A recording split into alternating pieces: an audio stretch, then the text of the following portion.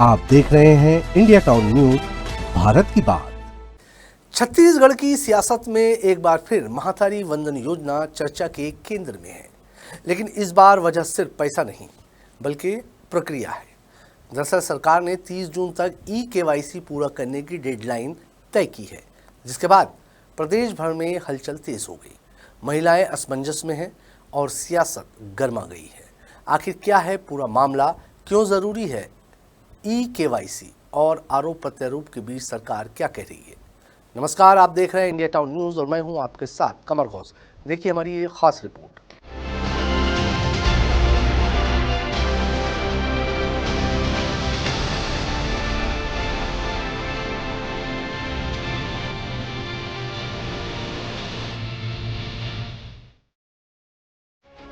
छत्तीसगढ़ सरकार की महत्वाकांक्षी महातारी वंदन योजना आज प्रदेश की लाखों महिलाओं के लिए आर्थिक सहारा बन चुकी है।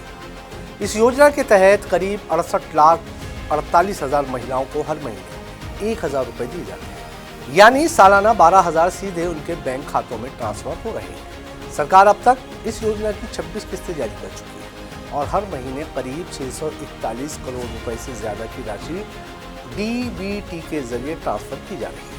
योजना ने महिलाओं को आर्थिक मजबूती दी है, घरेलू जरूरतों को पूरा करने में मदद की है और यही वजह है कि इसे सरकार का बड़ा मास्टर स्ट्रोक भी माना जा रहा है। लेकिन अब इस योजना को लेकर एक नया मोड़ सामने आया है। सरकार ने स्पष्ट किया है कि जिन महिलाओं ने अभी तक ई-केवाईसी नहीं कराई है, उन्हें 1 अप्रैल से 30 जून के बीच ये प्रक्रिया पूरी करनी होगी।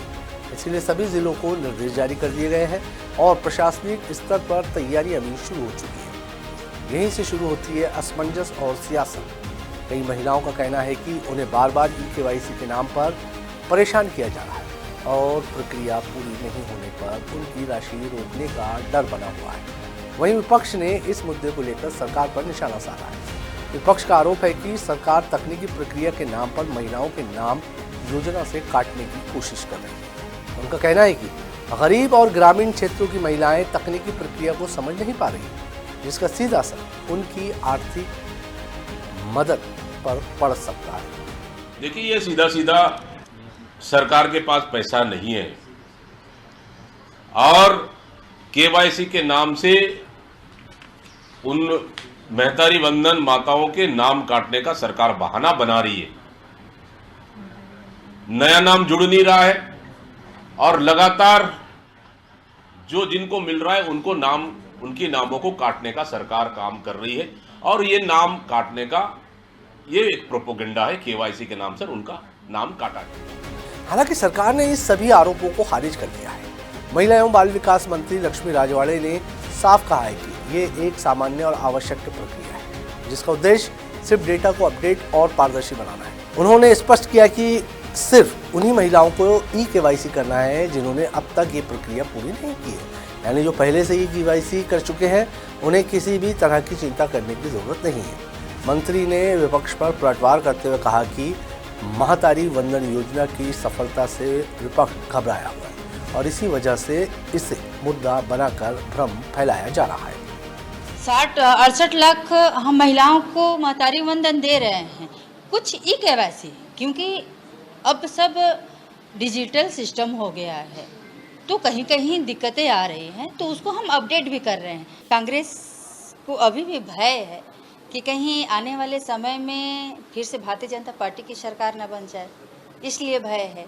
तो वो कैसे जनता को बरगला सके, कैसे जनता के मन में वो भाव ला सके कि भारतीय जनता पार्टी की सरकार कुछ नहीं कर पा रही है। हमारी सरकार सब कुछ कर रही है और जनता हर कुछ जान रही है।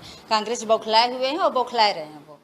दरअसल डिजिटल युग में ई-केवाईसी एक जरूरी प्रक्रिया बन चुकी है, जिसके जरिए ये सुनिश्चित किया जाता है कि योजना का लाभ सही व्यक्ति तक पहुंच रहा है या नहीं।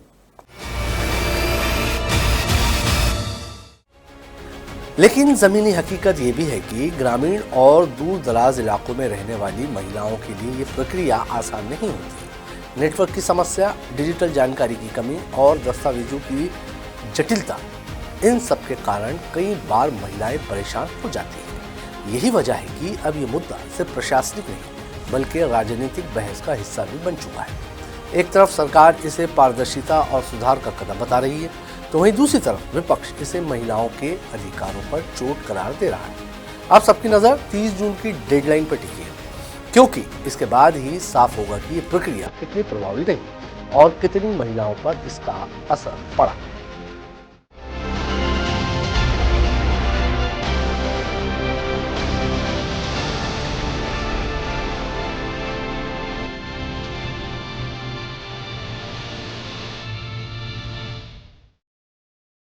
तो कुल मिलाकर महातारी वंदन योजना एक बार फिर चर्चा के केंद्र में है। एक तरफ ये योजना लाखों महिलाओं के लिए आर्थिक सहारा बनी हुई है, तो वहीं दूसरी तरफ ई-केवाईसी की अनिवार्यता ने कई सवाल खड़े कर दिए हैं। सरकार इसे पारदर्शिता और सिस्टम सुधार का हिस्सा बता रही है, जबकि विपक्ष इसे महिलाओं के हितों के खिलाफ कदम बता रहा है। अब देखना दिलचस्प होगा कि 30 जून तक कितनी महिलाएं ई-केवाईसी पूरा कर पाती है और इसके बाद इस मुद्दे की सियासत किस दिशा में जाती है। फिलहाल छत्तीसगढ़ में महातारी वंदन योजना सिर्फ एक योजना नहीं, बल्कि सियासत का अहम केंद्र बन चुकी है। फिलहाल हमारी इस रिपोर्ट में इतना ही। मुझे दीजिए इजाज़त और आप देखते रहिए इंडिया टाउन न्यूज़, भारत की बात। नमस्कार। आप देख रहे हैं इंडिया टाउन न्यूज़, भारत की बात।